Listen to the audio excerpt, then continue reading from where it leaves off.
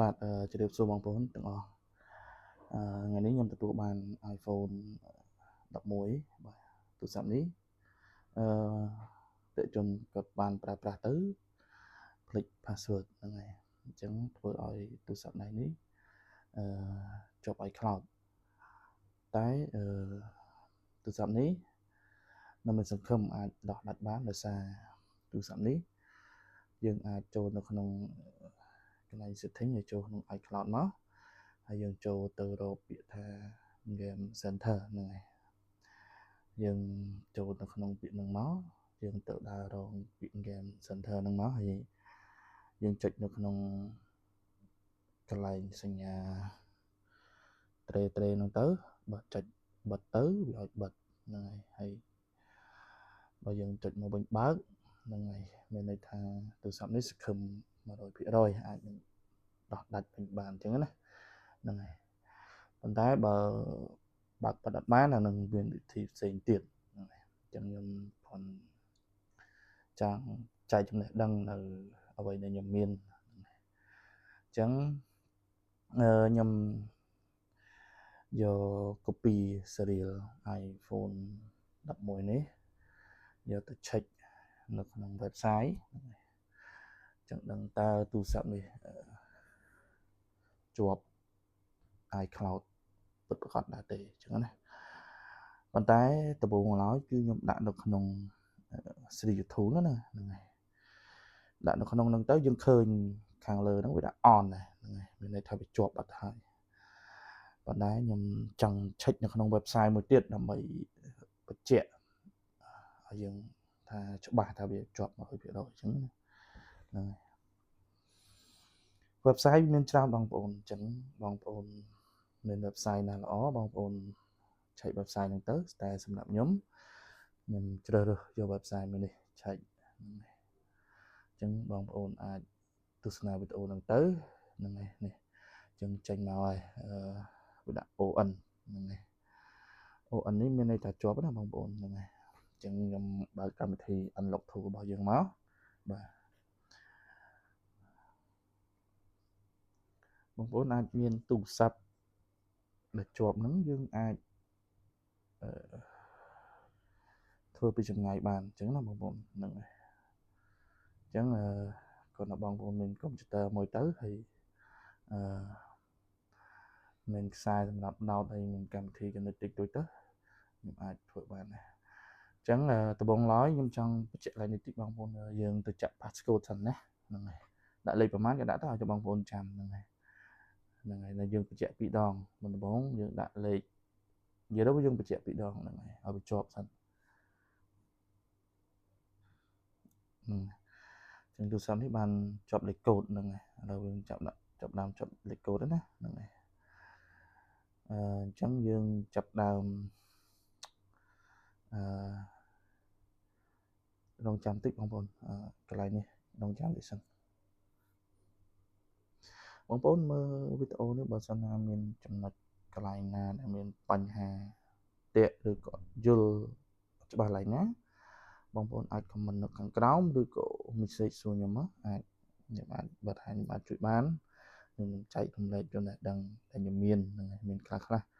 មិនអាចមានច្រើនទេគាត់ថាមានមួយល្មមអញ្ចឹងណាបងប្អូនអញ្ចឹងអ្វីដែលខ្ញុំខំប្រឹងប្រែងមកក៏វាដូចតែគ្នាដែរបងប្អូនព្រោះដោយសារកន្លងមកខ្ញុំបានប្រឹងប្រែងពីមុនមកខ្ញុំអត់ទាន់បានច្បាស់កន្លែងហ្នឹងដែរតែដោយសារការប្រឹងប្រែងរបស់យើងនឹងខិតខំស្រាវជ្រាវទៅយើងអាចនឹងរកកលឹះអ្វីដែលយើងមិនទាន់ចេះហ្នឹងហើយយើងសួរយើងរៀនសូត្រពីរៀនច្បងឬក៏សិស្សប្អូនដែលគាត់មានចំណេះដឹងផ្សេងគ្នាអញ្ចឹងណាបងប្អូនហ្នឹងហើយតោះអញ្ចឹងបងប្អូនចូលទៅក្នុង Safari ហ្នឹងហើយចូលក្នុង setting មកប៉ុន្តែយើងរកពាក្យថា Safari ហ្នឹងហើយបងប្អូនអូចូលផុតមករកពាក្យ Safari ហ្នឹងហើយឥឡូវខ្ញុំឃើញណាហ្នឹងហើយអូផុតមកហ្នឹងហើយយើងរើសយកពាក្យខាងក្រោមគេបង្អស់មកណាបងប្អូន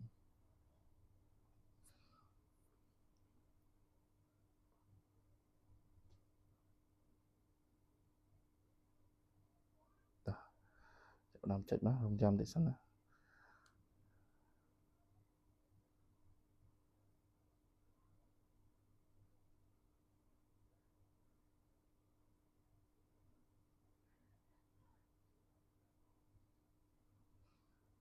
វីដេអូរៀងអត់សូវនេះប៉ុន្តែដោយសារខ្ញុំផ្អែកហ្នឹងចឹងបងប្អូនទស្សនាវីដេអូតាមហ្នឹងទៅហ្នឹង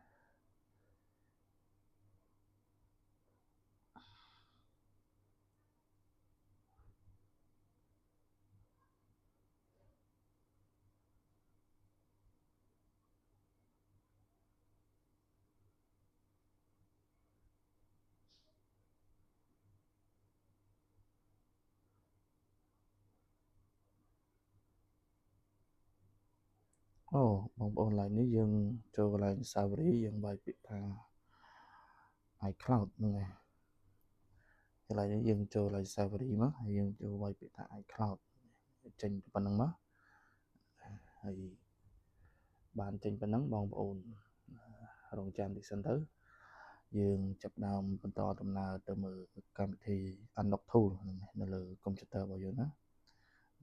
ចាប់ដើមចុចមកបងប្អូនចង់បញ្ជាក់បងប្អូនតិចព្យាយាមបងប្អូនព្យាយាមធ្វើតិចម្ដងពីរដងលើកទី1អត់បានលើកទី2អត់បានចឹងបងប្អូន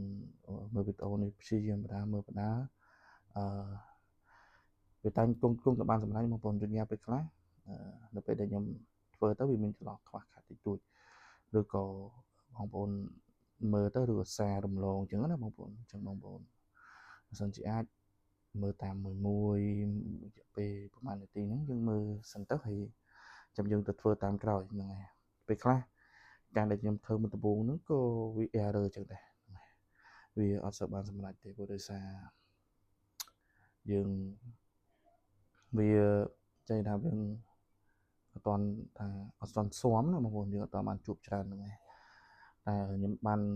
កន្លងមកនេះគឺខ្ញុំបានជួបទូរស័ព្ទច្រើនហើយព្រោះដោយសារបាយផាសឬខ្ញុំដោះបានច្រើនចឹងហើយជាស្រ័យព្រោះដោយសារដោះហ្នឹងហើយអត់បាយផាសទេនេះដោះបងប្អូនដោះដាច់ 100% ព្រោះដោយសារម៉ាស៊ីននេះនៅពេលដែលខ្ញុំដោះហើយគឺខ្ញុំអ៊ីរ៉ាចោលឬក៏ខ្ញុំរាយវាចោលអត់ជាប់ទេបងប្អូនចឹងបងប្អូនព្យាយាមមើលតាមលំដាប់លំដោយតាមហ្នឹងទៅវីដេអូ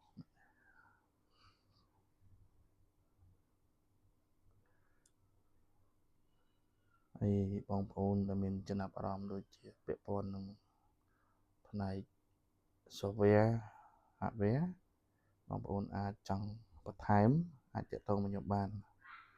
ទីតាំងរបស់ខ្ញុំនៅខេត្តពោធិ៍សាត់ចឹងបងប្អូនអាចទាក់ទងមកខ្ញុំមក